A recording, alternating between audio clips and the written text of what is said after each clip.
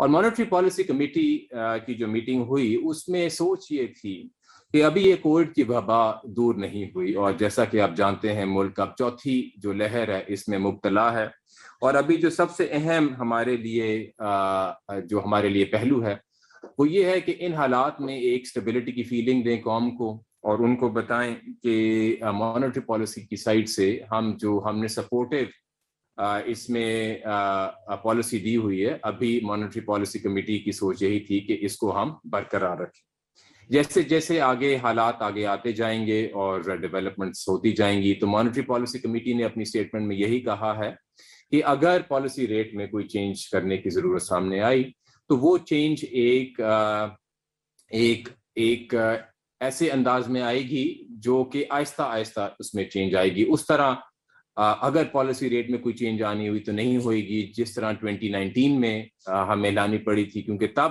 جو ہماری اکانومی کے حالات تھے وہ آج سے بہت ہی مختلف تھے، کیونکہ تب ہمارے پاس ایک بہت بڑا لارج ایکسٹرنل ڈیفیسٹ ہمارے سامنے تھا۔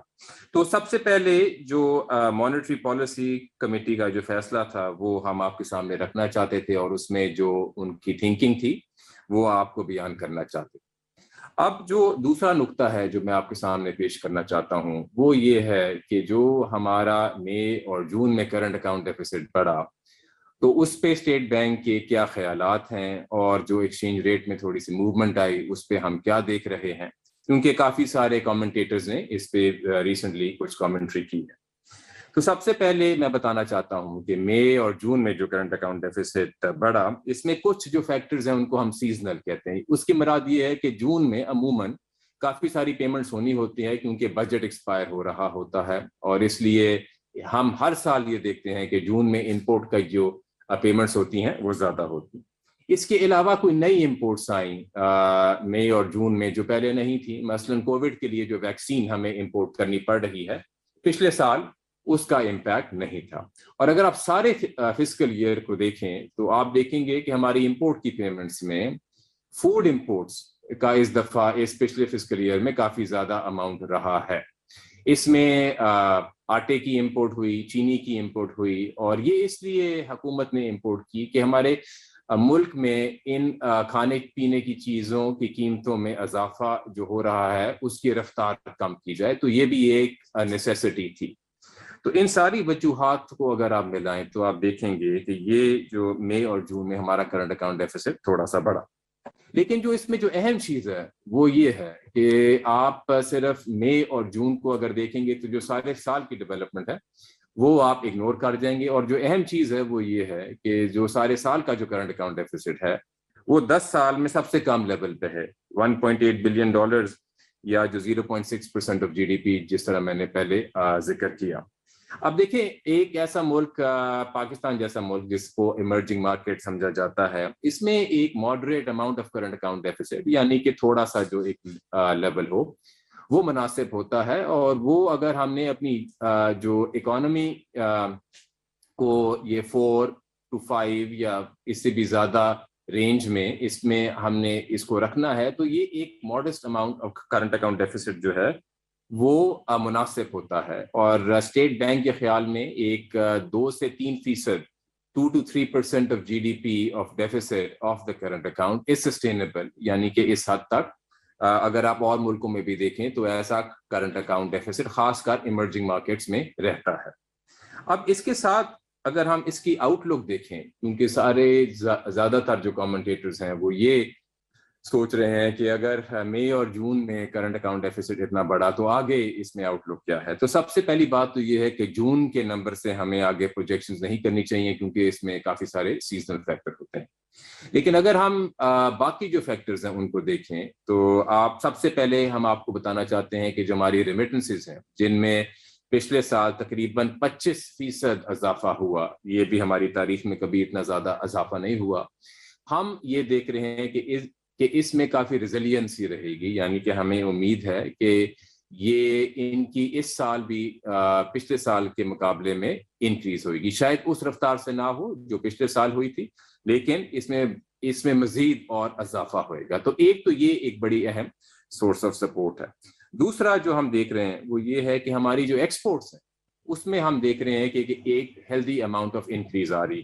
اگر آپ اس پچھلے فسکل ایئر کو دیکھیں گے تو ہماری ایکسپورٹس میں جو اضافہ ہوا تقریباً 13.7% کا اضافہ ہوا. اور اس سال بہت سارے ایکسپورٹرز جو ہیں اپنی کیپیسٹی کو بڑھا رہے ہیں. اس میں اسٹیٹ بینک نے بھی ایک اسکیم دی جس کا نام ہے ٹرف ٹیمپرری اکنامک ریفائنانس فیسلٹی, اور اس اسکیم کے تحت بھی کافی ساری مشینری امپورٹ ہوئی ہے جس سے ہمارے مینوفیکچرنگ سیکٹر کی کیپیسٹی بڑھے گی, اور خاص کر جو ہمارے ایکسپورٹرز ہیں جس میں کافی سارے ٹیکسٹائل میں بھی ہیں ان کی کیپیسٹی میں اضافہ ہوگا. اور ہمیں امید ہے کہ ایکسپورٹ کی جو انکریز ہے وہ اس سال اچھی رہے گی.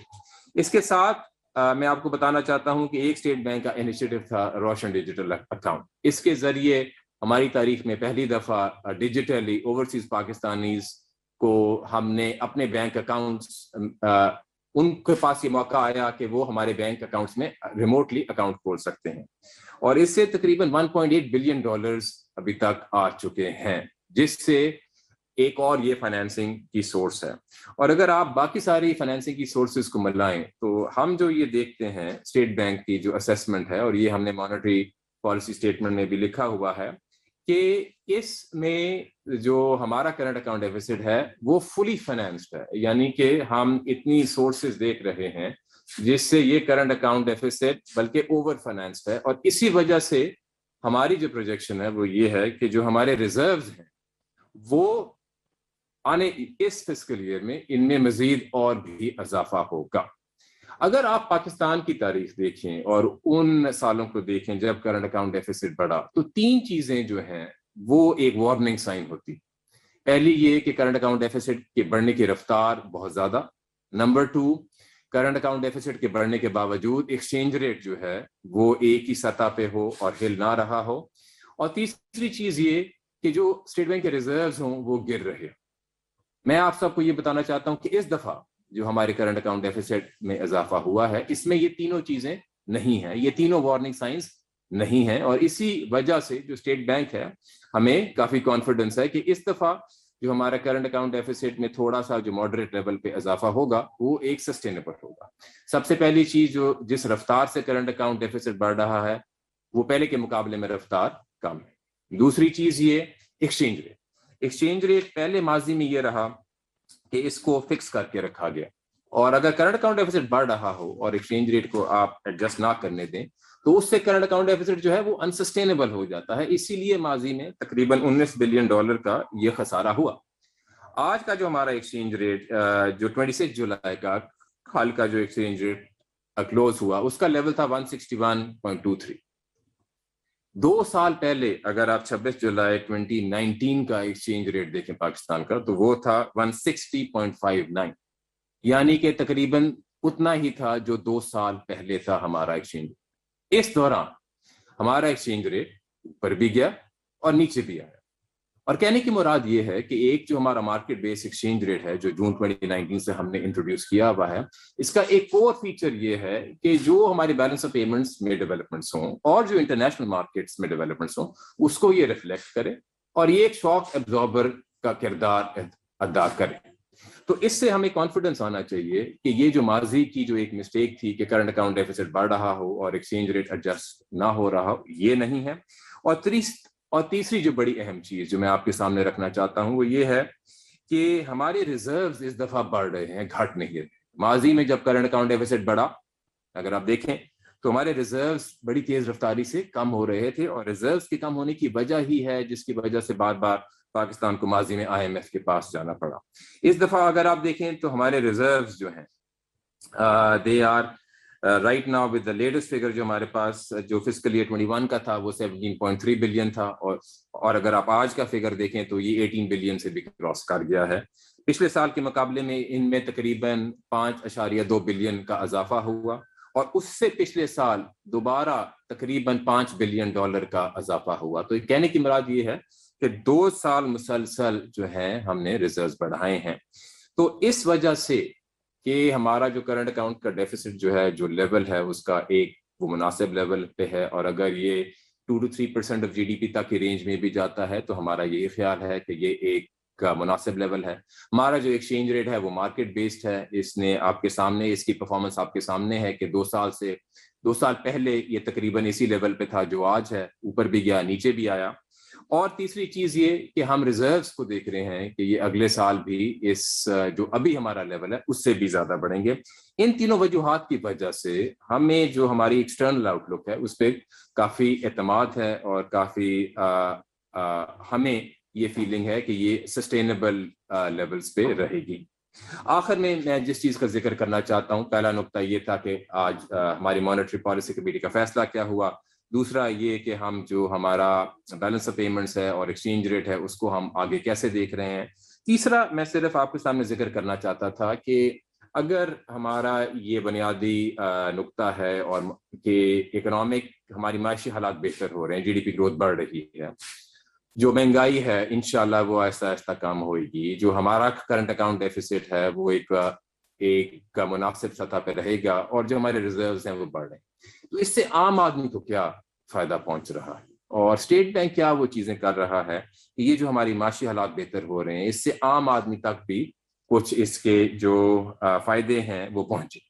तो इसमें मैं 2-3 चीजों का जिक्र करना चाहता हूँ। सबसे पहले मैं आपको रिमाइंड करना चाहता हूँ,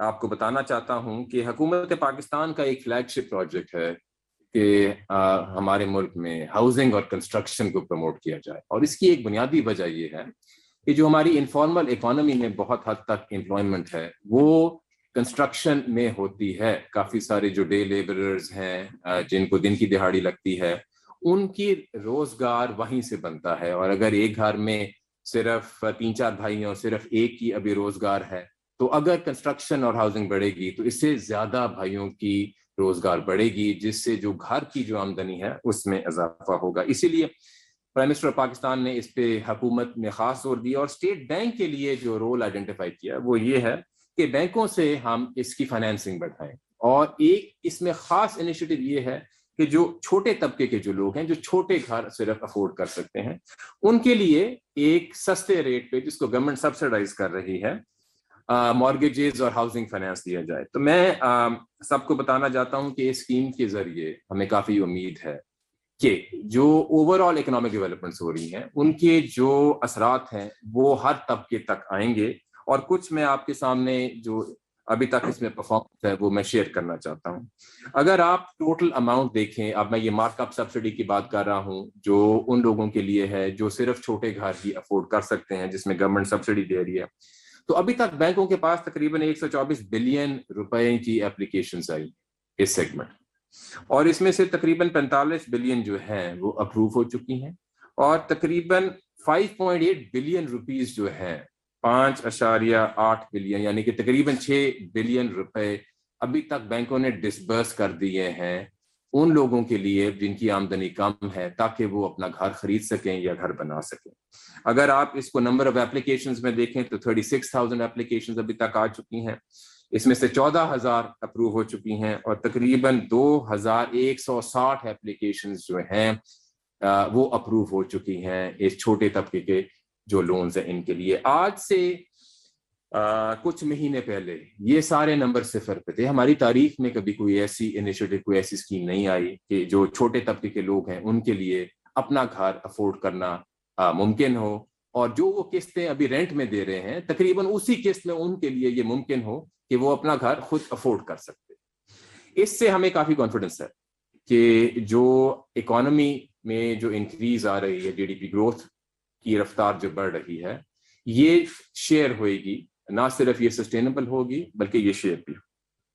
इसके साथ स्टेट बैंक अनकरीब एक नई स्कीम अनाउंस करेगा एसएमई के फाइनेंस के लिए।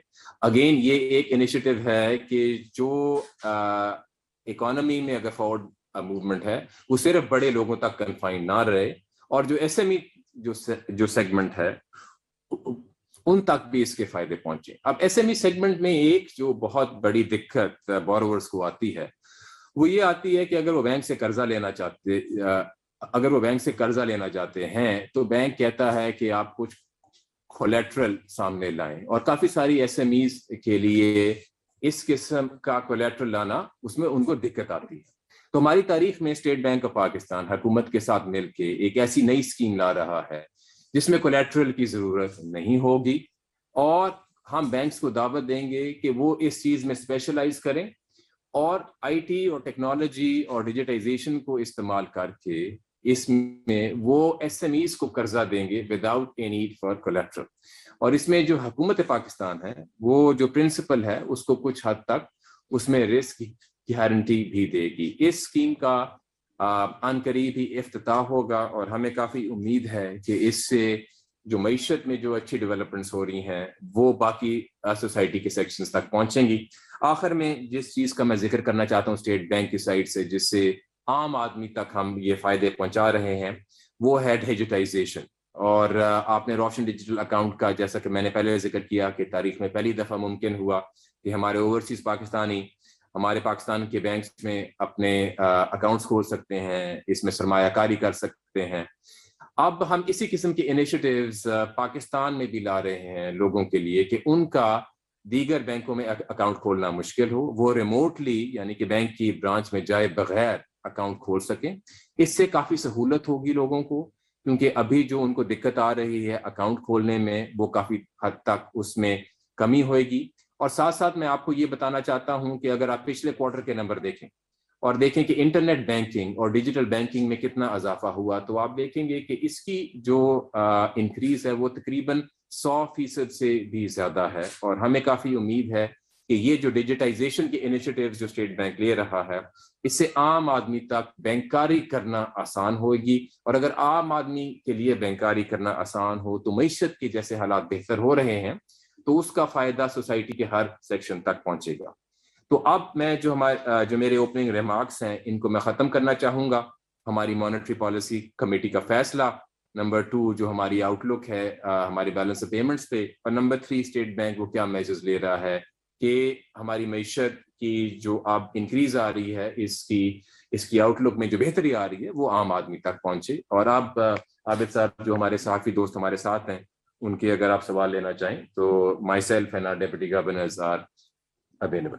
بہت شکریہ گورنر صاحب. میں درخواست کروں گا کہ آپ لوگ کائنڈلی جنہوں نے سوال پوچھنا ہے وہ ریز ہینڈ کا فنکشن استعمال کیجیے، کیونکہ اس وقت میں تمام افراد کو ایک ساتھ ایک اسکرین نہیں دیکھ سکتا، تو آپ پلیز ریز ہینڈ کا فنکشن استعمال کیجیے. جی پہلے جی اوکے، میرے پاس 3 اس وقت امیدوار ہیں سوال پوچھنے کے لیے. پہلے میں درخواست کروں گا اصغر عظیم صاحب سے کہ وہ سوال پوچھیں. کائنڈلی اپنے سوال شارٹ رکھیے گا اور 1 سے 2 سوال پوچھیں. اور جس نیوز آؤٹ لیٹ کے ساتھ ہیں جی پلیز اپنا تعارف کروا دیجیے گا ساتھ ہی. جی اصغر عظیم فرام کیپٹل ٹی وی. سر جاننا یہ تھا کہ آپ اماؤنٹنگ پالیسی جو خیر آپ نے رکھی 7% برقرار، اور جو اعداد و شمار آپ نے بتائے ہیں حالانکہ اس میں تھوڑا بہت تو چینج ہونا چاہیے تھا، کم ہونی چاہیے تھی، لیکن جو میرا سوال ہے وہ فائنینس ہاؤسنگ کے حوالے سے ہے. ایک بڑا ایشو آ رہا ہے سر کہ جو آپ کے اپنے امپلائی ہیں یعنی کہ بینک امپلائی جن کی سیلری 30,000 40,000 سے زیادہ نہیں ہوتی ان کو یہ سہولت حاصل نہیں ہے. کہا جاتا ہے کہ بینک خود ان کو جو ہے فائنینس کرتا ہے، بٹ جو موجودہ صورتحال ہے اس میں بینک اتنی رقم تو فائنینس نہیں کرتا کہ جہاں آپ کا امپلائی جو ایک چھوٹا سا مکان بھی یا فلیٹ لے سکے. تو یہ وزیر اعظم اسکیم میں بینک امپلائیز کم از کم کوئی کیٹیگری بنا کے شامل کیوں نہیں کی جا سکتی جن کی سیلری 30-40 ہزار روپے ہو؟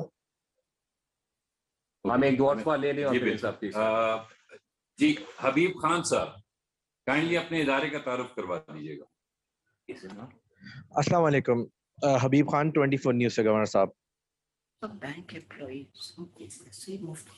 جی گورنر صاحب سوال یہ تھا کہ آپ ڈیجیٹلائزیشن کے حوالے سے ابھی بات کر رہے تھے اور بینکنگ سیکٹر کو ڈیجیٹلائزیشن کے حوالے سے آپ نے بات کی کہ ہم جو ہے وہ مزید لوگوں کو یہ آسانی فراہم کرنے جا رہے ہیں کہ اکاؤنٹ گھر بیٹھے لوگ کھول سکیں گے. لیکن ایک طرف ابھی کچھ عرصہ پہلے ہی آپ اسٹیٹ بینک کی جانب سے ایک اقدام کیا گیا جس میں کہ 25,000 کی جو ٹرانزیکشن ہے اس کے اوپر سے جو بھی ٹرانزیکشن ہوگی اس کے اوپر آن لائن ٹرانسفر جو ہوگا اس پہ ایک فیس لاگو کی گئی.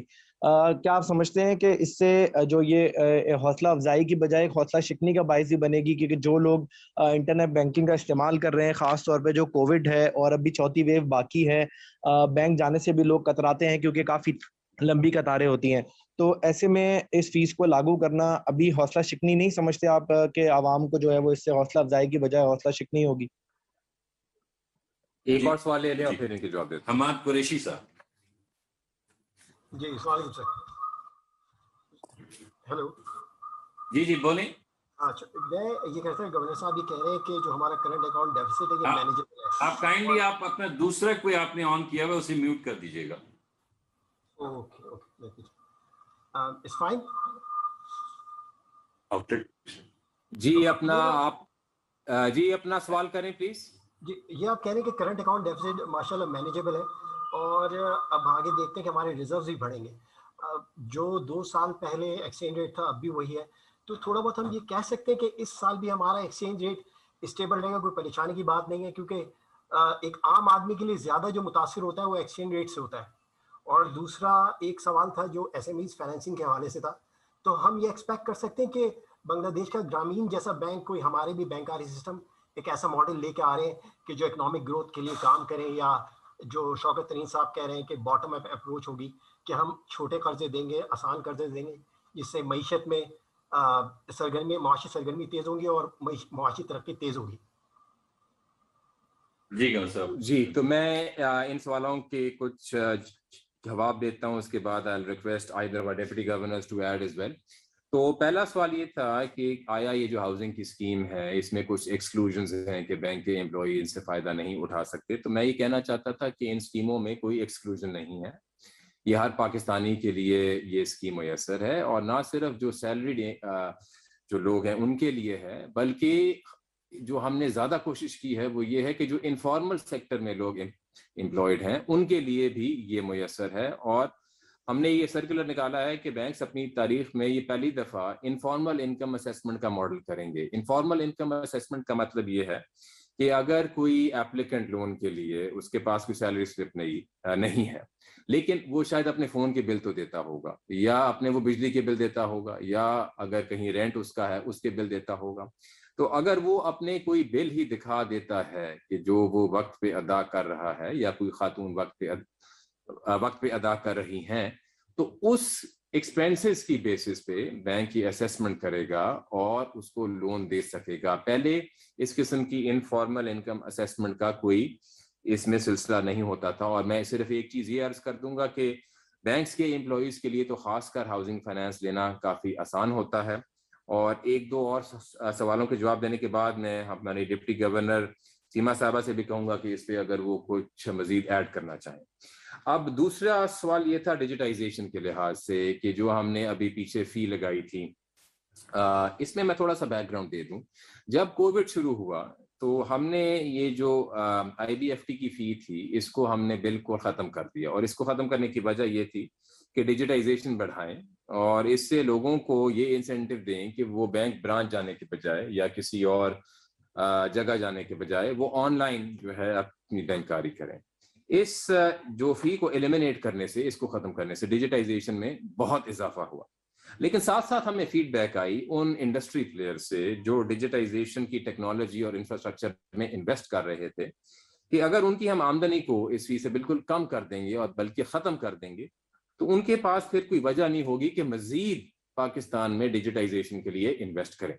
और ये एक बड़ा अहम नुक्ता है कि जो डिजिटाइजेशन में जो इंफ्रास्ट्रक्चर की इन्वेस्टमेंट होनी है वो प्राइवेट सेक्टर ने ही करनी है। यानी कि हम चाहते भी हैं कि इसमें हुकूमत की जो रिसोर्सेज हैं उनको कंजर्व किया जाए और जो प्राइवेट सेक्टर है वो इसमें इन्वेस्ट करे।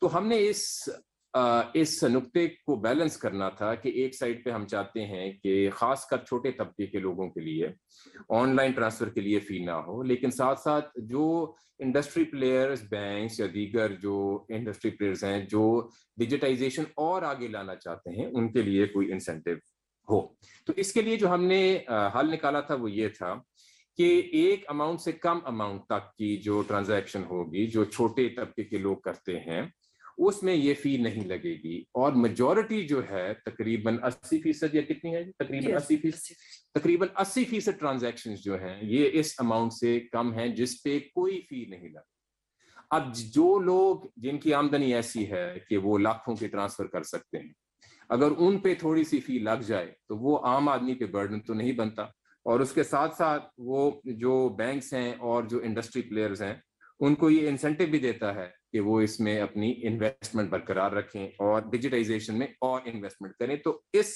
میجر کا جو مقصد ہے وہ یہ ہے کہ پاکستان میں پرائیویٹ سیکٹر سے ڈیجیٹائزیشن کے انسینٹو کو بڑھایا جائے، اور ساتھ ساتھ جو چھوٹے طبقے کے جو لوگ ہیں ان کو یہ جو فی ہے اس سے بچایا جائے۔ آخری سوال یہ تھا کہ ایکسچینج ریٹ کی آؤٹ لک کیا ہے؟ تو دیکھیں یہ میں نے پہلے بھی کہا ہوا ہے کہ جو ایکسچینج ریٹ جو ہے ہمارا جون سے ہم نے اس کو مارکیٹ بیس بنایا، اور مارکیٹ بیس بنانے کا مطلب یہ ہے کہ یہ جو ایکسچینج مارکیٹ میں سپلائی اور ڈیمانڈ کی موومنٹس ہیں اس کو یہ ریفلیکٹ کرے۔ اب اس کا مطلب یہ نہیں ہے کہ اس کو ہم نے بالکل ہی آزاد ایسے چھوڑ دیا جس کو کہتے ہیں فریلی فلوٹنگ۔ اگر کسی دن ایکسچینج ریٹ کی موومنٹ میں زیادہ کمی یا کوئی اور موومنٹ آئے یا اوپر یا نیچے کی طرف، تو پھر ہم اس میں انٹروین بھی کرتے ہیں اس کے لیے کہ مارکیٹ اننرو نہ ہو، لیکن جو سپلائی اور ڈیمانڈ کے فیکٹرز ہوتے ہیں اس کو سپریس نہیں کرتے کہ اگر مارکیٹ کوئی اشارہ کر رہی ہے تو وہ سگنل مارکیٹ میں آنا چاہیے۔ اور میں یہ ساتھ ساتھ بھی آپ کو بتانا چاہوں گا کہ دنیا میں جو بیشتر ماڈرن ایمرجنگ مارکیٹس ہیں وہ ایکسچینج ریٹس کو مارکیٹ بیسڈ ہی رکھتی ہیں، اور ان میں ایکسچینج ریٹس میں تھوڑی بہت اونچ نیچ ہوتی رہتی ہے۔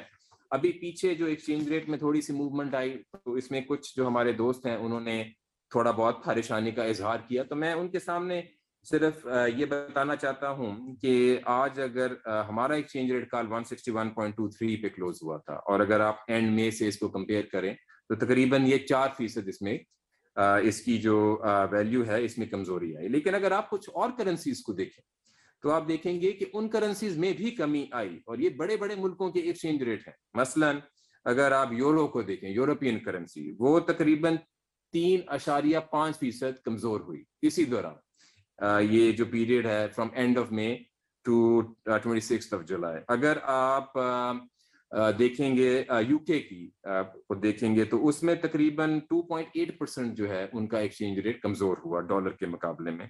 تھائی لینڈ کی کرنسی کو دیکھ لیں، تھائی باٹ جو ہے 5% اس میں کمی آئی، اس میں کمزوری آئی۔ اور اگر آپ انڈین روپی کو دیکھ لیں تو وہ تقریباً 2.5% وہ بھی گرا۔ اس کی وجہ یہ ہے کہ اس دوران ڈالر جو ہے وہ مہنگا ہوا تقریباً بیشتر ایکسچینج ریٹس کے مقابلے میں۔ تو اگر آپ کا ایکسچینج ریٹ مارکیٹ بیسڈ ہے تو اس میں اس قسم کی جو انٹرنیشنل ڈیولپمنٹس ہیں وہ سامنے آئیں گی۔ پریشانی کی بات تب ہوتی ہے کہ اگر آپ نے ایکسچینج ریٹ کو کسی ایسے لیول پہ فکس کیا ہو، کیونکہ پھر وہ ایک مصنوعی لیول بن سکتا ہے، اور اسی وجہ سے ہمارا جو پہلے جو کرنٹ اکاؤنٹ ڈیفیسٹ $19 بلین کا ہوا، اسی وجہ سے ہوا کہ ایکسچینج ریٹ ایڈجسٹ نہیں ہو سکا، اور اس کی وجہ سے جو ہمارے ریزروز لاس ہوئے، اور اگر یہ چیزیں نہ ہوئی ہوتی تو ہمیں IMF کے پاس بھی نہ جانا پڑتا۔ تو یہ میں نے خاص کر بتایا تھا کہ اس دفعہ جو ہمارا کرنٹ اکاؤنٹ ڈیفیسٹ بڑھ رہا ہے اس میں وہ چیزیں نہیں ہو رہی جس کی وجہ سے ماضی میں ہمیں کنسرنز ہوتی تھیں۔ اس کے بعد ایک اور سوال یہ تھا کہ بنگلہ دیش کی طرح اگر ہم کوئی ایسا بینک لائیں گے کہ جو چھوٹے طبقے کے لوگوں کو فائنینسنگ دے سکے، تو میں سارے ہمارے جو ناظرین ہیں ان کو بتانا چاہتا تھا کہ اسٹیٹ بینک نے اپنی ویب سائٹ پہ ایک فریم ورک پبلش کیا ہے فار ڈیجیٹل بینکس۔ اس سے مراد یہ ہے کہ جو بینکس ڈیجیٹلی ایگزسٹ کرتے ہیں ان کی کوئی فزیکل پریزنس نہیں ہوتی، اور اگر آپ دنیا میں دیکھیں تو کافی سارے ممالک میں جو ڈیجیٹل بینکس ہیں ان سے جو SME سیکٹر ہے اور جو چھوٹے طبقے کے جو لوگ ہیں ان کے لیے ایکسیس ٹو فائنینس بہت بڑا ہے۔ اور یہ ڈیجیٹل بینکنگ کا فریم ورک ہم اسی لیے لا رہے ہیں تاکہ جس طرح اور ملکوں میں چھوٹے لیول پہ ایکسیس ٹو فائنینس کو بڑھایا گیا ہے اسی طرح ہم پاکستان میں بھی بڑھائیں۔ یہ فریم ورک ہماری ویب سائٹ پہ، اس پہ ہمیں اسٹیک ہولڈر سے فیڈ بیک ملی ہے، اور انشاءاللہ جلد ہی اس کو ہم لانچ بھی کر دیں گے۔ اب میں درخواست کروں گا ہمارے یا ڈپٹی گورنر مرتضی صاحب یا سیما صاحبہ سے اگر آپ ان پوائنٹس پہ کچھ اضافہ کرنا چاہیں۔ سیما صاحبہ۔ So next round of questions. So Yasir سلیم صاحب، جی یاسر صاحب سوال پوچھیے۔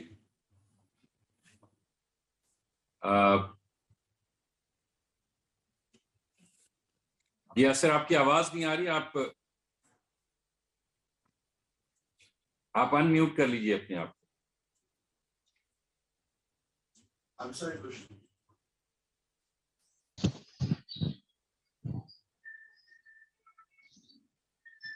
آپ جی جو نیکسٹ یاسر آپ کی آواز نہیں آ رہی, ابھی ہم بعد میں لیتے ہیں, آپ دیکھ لیجیے جب تک ہم سوال پوچھتے ہیں. کامران چوہان صاحب. جی گورنر صاحب, مجھے ایک چیز یہ پوچھنی تھی کہ ہم نے, کین یو ہیئر می؟ جی آ رہی ہے آواز. جی گورنر صاحب, یہ پوچھنا تھا کہ دو چیزوں پر اکثر آپ بات کرتے ہیں, ایک روشن ڈیجیٹل اکاؤنٹ اور دوسرا سستے گھروں کے حوالے سے نا, مگر ایک چیز مسلسل دیکھی گئی ہے, اس حوالے سے بہت ساری کمپلینز آتی ہیں, اس کے حوالے سے اسٹیٹ بینک کو بھی بارہا آگاہ کیا گیا, اور بالخصوص جو بینکس جو ہیں وہ اپلیکیشن کو پروسیس نہیں ہونے دیتے, اور اس کے علاوہ جو اس کی ویلیویشن کا معاملہ ہے اس پر بھی تھرڈ پارٹی آ جاتی ہے. تو آپ نہیں سمجھتے اس سے جو آپ نے ٹارگٹ رکھا ہوا ہے وہ شاید اچیو نہیں ہو رہا, جبکہ آج آپ نے فگر کوٹ کیے ہیں, مگر آپ کو نہیں لگتا کہ یہ فگر کم ہے اگر بینکوں پر اس حوالے سے مانیٹرنگ کو مزید بہتر کیا جائے؟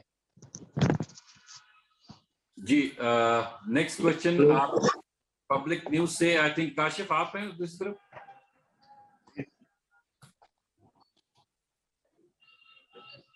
اوکے, یہ آپ کی آواز نہیں آ رہی. اچھا, ہم نیکسٹ کوشچن لیتے ہیں. کاشف آپ پلیز سوال پوچھیے. میوٹ تو نہیں کرو. السلام علیکم سر, میرا کوشچن یہ ہے کہ اسٹیٹ بینک کی دو اسکیمیں, ایک ہیلتھ سیکٹر کے لیے اور دوسری تھی امپلائرس کے لیے. ان دونوں اسکیموں کا مقصد یہ تھا کہ جاب سے لوگوں کو نہ نکالا جائے, روزگار کو تحفظ ملے. اس طرح جو ہیلتھ کیئر سیکٹر کے لیے اسکیمیں تھیں اس کا مقصد یہ تھا کہ کووڈ کے دوران جو ہیلتھ انسٹیٹیوٹس ہیں وہ اپنی کیپیسٹی کو بڑھائیں. اربوں روپے کی فائنینسنگ ان دونوں سیکٹرز میں کی گئی.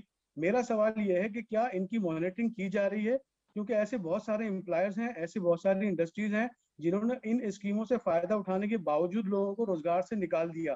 دوسری طرف وہ ہسپتال ہیں جو لوگوں سے بہت زیادہ چارجز وصول کر رہے ہیں. خود میری والدہ ہاسپٹلائز تھی تو ہر وزٹ کے اوپر, پیشنٹ کے ہر وزٹ کے اوپر ڈاکٹر اور جو طبی عملہ تھا وہ پی پی ای کٹس کے پیسے ہر پیشنٹ سے وصول کر رہا تھا.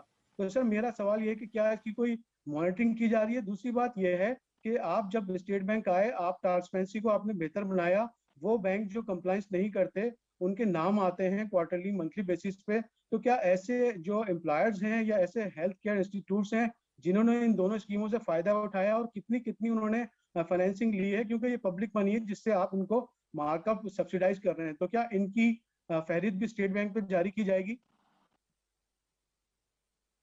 ایک اور سوال لے لیں اور پھر جی یاسر, اگر آپ دوبارہ سوال پوچھنا چاہیں. یاسر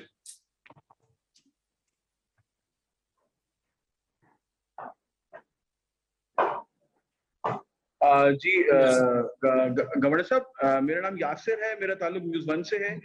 میں پوچھنا یہ چاہوں گا کہ بہت سارے جو لوگ ہیں وہ اس لو کاسٹ ہاؤسنگ اسکیم کے اندر جو ہے وہ کافی انٹرسٹڈ ہیں, اور ان کا یہ کہنا ہے کہ جو سیلری اسٹرکچر آپ نے رکھا ہوا ہے خاص طور پہ, تو اس میں بہت سارے لوگ میٹ نہیں کرتے ہیں. تو اس حوالے سے کوئی پالیسیز آپ کی سیلریز کے حوالے سے کچھ چینج ہوں گی, نمبر 1. نمبر 2 یہ کہ کچھ اس طرح کی آپ فگرز دے سکتے ہیں کہ جو آپ نے فائنینسنگ کی تھی خاص طور پہ ہیلتھ کیئر انسٹیٹیوشنز کو, جس میں کراچی کے بڑے بڑے ہاسپٹلز ہیں یا پاکستان کے جو بڑے بڑے ہاسپٹلز ہیں, ان میں کتنے جو ہاسپٹلز ہیں ان کو جو ہے وہ فائنینسنگ کی گئی تھی تاکہ وہ ڈاؤن سائزنگ نہ کر سکیں. تو یہ ہمیں ذرا بتائیے گا. اور ہم کیا ایکسپیکٹ کر سکتے ہیں کہ مزید جو ایکسچینج ریٹ ہے وہ کتنا جائے گا, کیونکہ ایکسچینج ریٹ جیسے اوپر نیچے ہوتا ہے تو انفلیشن ریٹ بھی جو ہے وہ اس سے بڑھ جاتا ہے. تو یہ میرے 3 کوشچنز تھے, اگر آپ اس پہ جواب دے سکیں. Thank you sir. 2 سوال اور لے لیتے ہیں جی, اور پھر اس کو ختم کر سکتے ہیں. جی جناب بھی پوچھنا چاہ رہے ہیں پی ٹی وی سے. آپ نے بتایا کہ مالیاتی خسارہ جو ہے وہ بڑھ رہا ہے, لیکن اس کی ریٹ, اس کا شرح اس طرح سے نہیں ہے جس طرح 2 سال سے ہم نے کیا. تو مالیاتی خسارہ پچھلے 2 سال سے ہم کم بھی دیکھ رہے ہیں. پھر آپ نے فرمایا کہ جی ڈی پی کی شرح میں اضافہ ہو رہا ہے, پھر ہمارے ریزروز بھی بڑھے ہیں.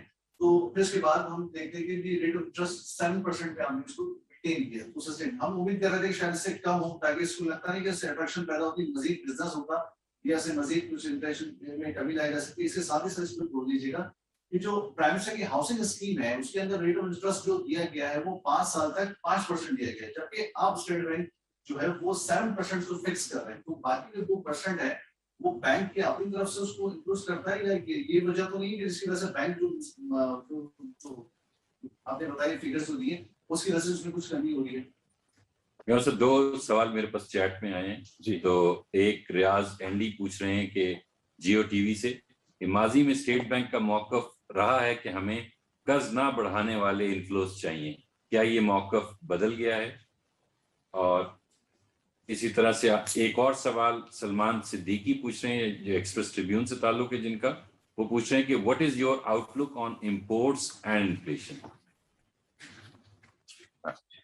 तो ये जो आखिरी सवाल है इससे हम शुरू करते हैं और आहिस्ता आहिस्ता जो इसी ऑर्डर में चलते हैं अंटिल द फर्स्ट क्वेश्चन। तो देखें, ये जो सबसे लास्ट सवाल था कि हमारी इंपोर्ट्स की क्या आउटलुक है और इन्फ्लेशन की क्या आउटलुक है, तो इस पे देखें जैसे जैसे हमारी इकोनॉमी रिकवर करती जाएगी और हमारे जीडीपी ग्रोथ बढ़ता जाएगा तो हमें एक्सपेक्ट करना चाहिए कि इंपोर्ट्स की ग्रोथ में इजाफा होएगा। और जो मैंने आपको बताया था कि ये 2 से 3% जीडीपी का जो एक हमारा एस्टिमेट होगा of sustainable levels of current account deficit, ये इसको रिफ्लेक्ट करते हैं जो हम देख रहे हैं इंपोर्ट ग्रोथ आएगी हमारी मईशत में हमारी रिकवरी की वजह से।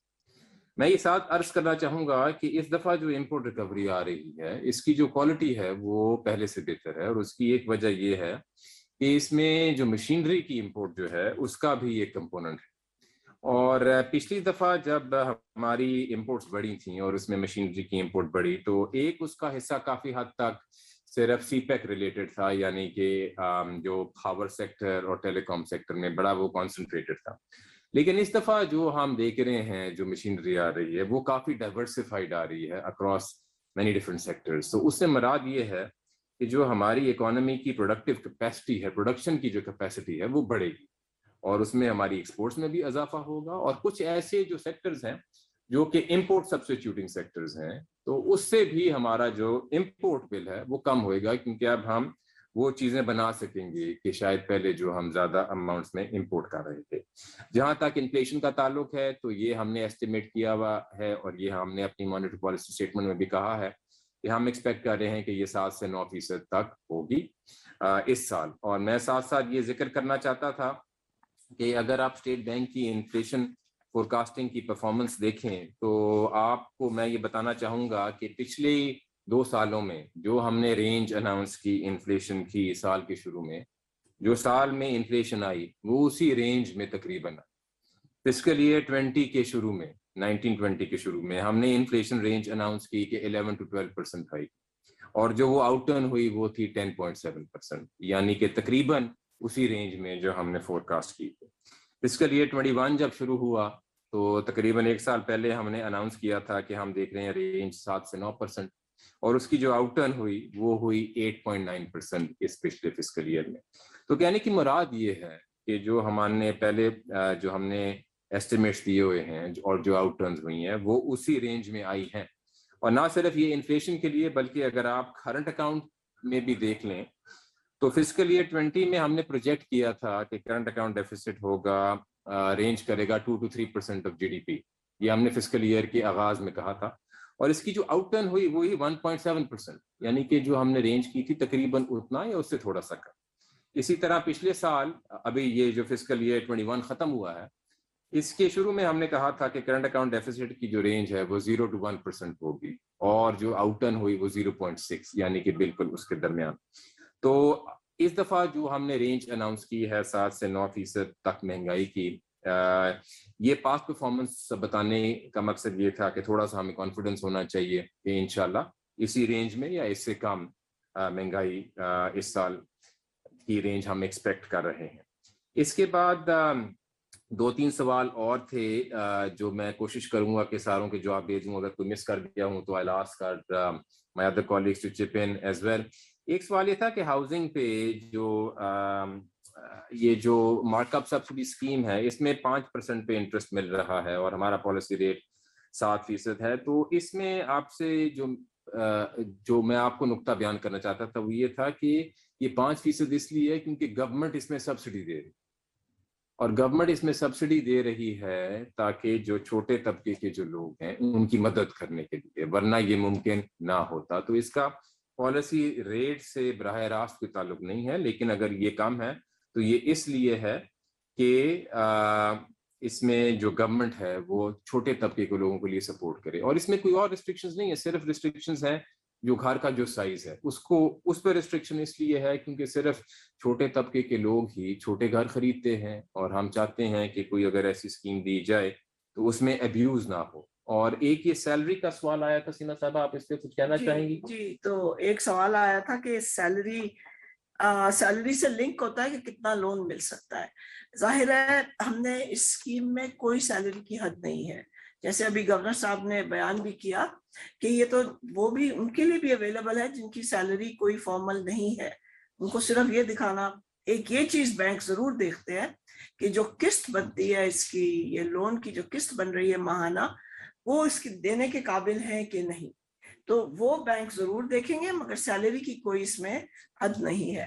اور جب آپ جو کہہ رہے تھے کہ بینک کیا اس وقت زیادہ تو چارج نہیں کر رہے، نہیں، ان کی بہت سخت مانیٹرنگ ہے، یہ نہیں ہوگا، وہ پوری اس کا آڈٹ ہوتا ہے، بہت سخت مانیٹرنگ ہے.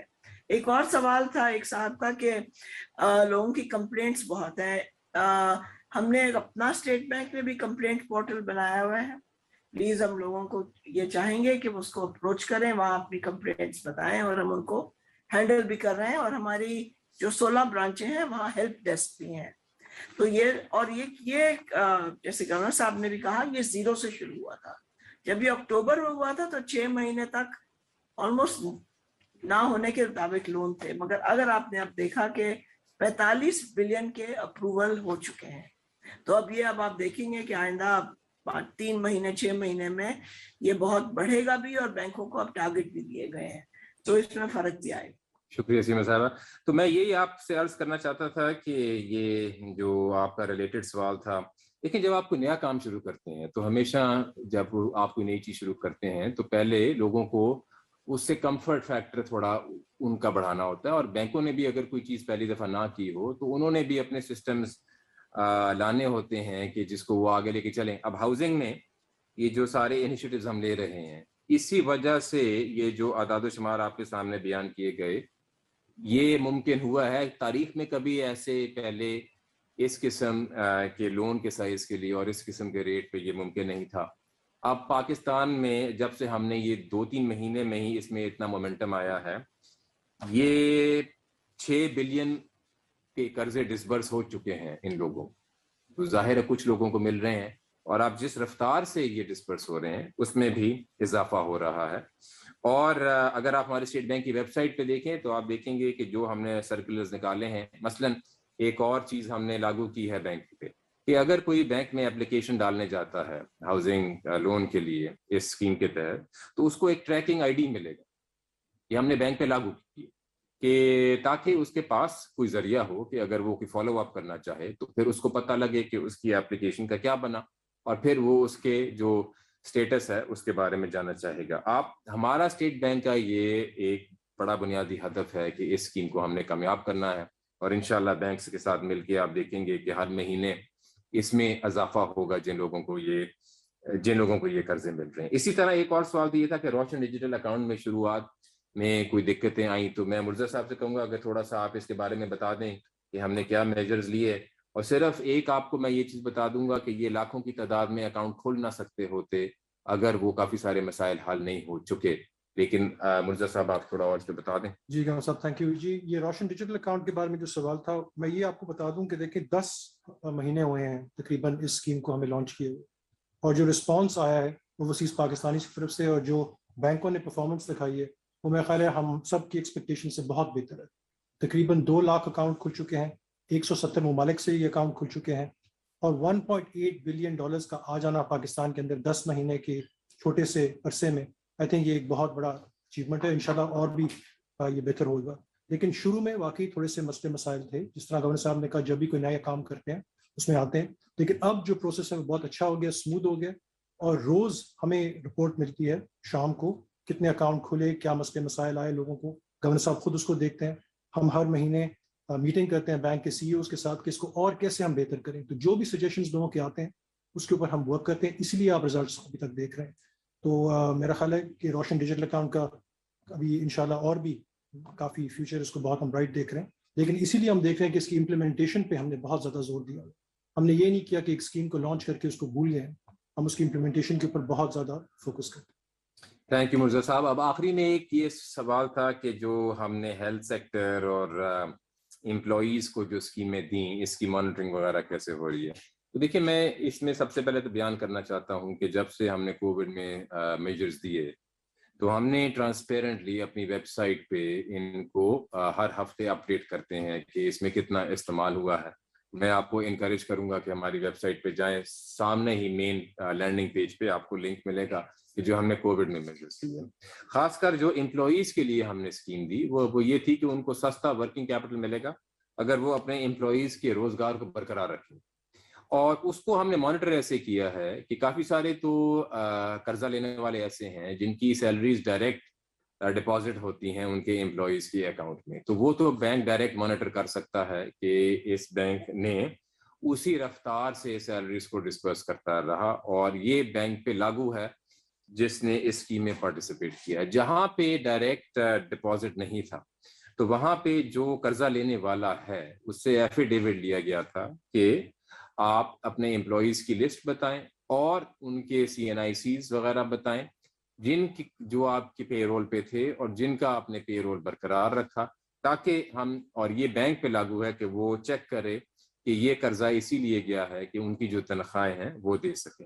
इसीलिए जो अस्पतालों की स्कीम थी वो आपको कर्जा तब ही मिलता था एक बैंक को एक अस्पताल से कि जब वो दिखाता था कि ये जो वो कर्जा ले रहा है ये अस्पताल बनाने के लिए ले रहा है। और अस्पताल तो एक ऐसी चीज़ है कि जो बैंक जब उसके लिए कर्जा देते हैं तो वो डायरेक्टली देख सकते हैं कि उसमें क्या सिविल वर्क्स हो रहा है, और उसके लिए अगर कोई उसमें आलात या कोई मशीनें या कोई लेबोरेटरी की इक्विपमेंट बाहर से आ रही है तो वो बैंक के लिए उसको असेस करना बहुत आसान हो।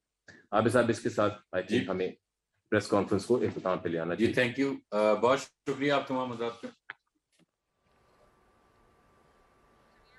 कराची में गवर्नर स्टेट बैंक रजा बाकर की प्रेस कॉन्फ्रेंस आप सुन रहे थे। इस प्रेस कॉन्फ्रेंस में मॉनिटरी पॉलिसी, तिजारती और करंट अकाउंट खसारे के हवाले से बात की गई। मॉनिटरी पॉलिसी कमेटी ने मुल्क में पॉलिसी रेट 7% पर बरकरार रखने का फैसला किया है। पॉलिसी रेट को 7% पर बरकरार रखने का फैसला सन्नतों के फ़रोग के लिए किया गया है और आइंदा 2 माह के लिए 7% पॉलिसी रेट बरकरार रहेगा। अफरात ज़र की शरह 9.7% से कम होकर 8.9% पर आ गई है और गुज़िश्ता माली साल के इख्तिताम पर इक्तिसादी शरह नमू तकरीबन 4% रही। करंट अकाउंट खसारा गुज़िश्ता 10 साल की सबसे कम शरह पर है।